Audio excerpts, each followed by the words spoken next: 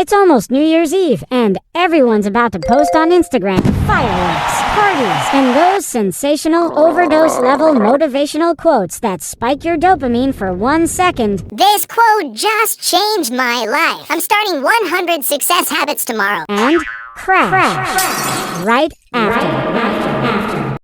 Yeah?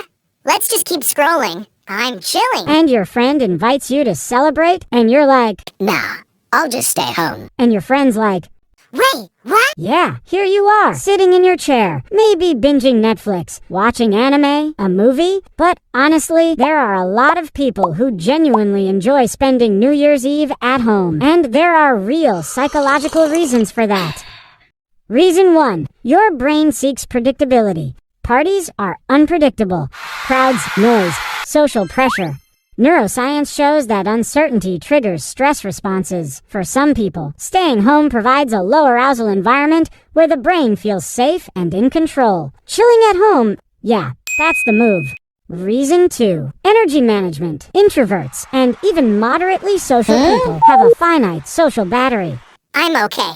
Psychologists explain that social interactions drain energy, while solitude replenishes it. Staying home is just your brain saying, human interaction? Not tonight. Reason 3. Mindfulness and presence. Parties are busy, loud, and overstimulating. At home, you can actually savor the moment, watching the clock strike midnight, spending time with family, having a barbecue, or, sleeping early. That's a totally valid option too, right? Research links low stimulation settings with improved positive emotions and mental recovery. Yeah, staying home hits different. Quiet can be surprisingly rewarding. Science says your introverted night might actually be the best New Year's gift you give yourself.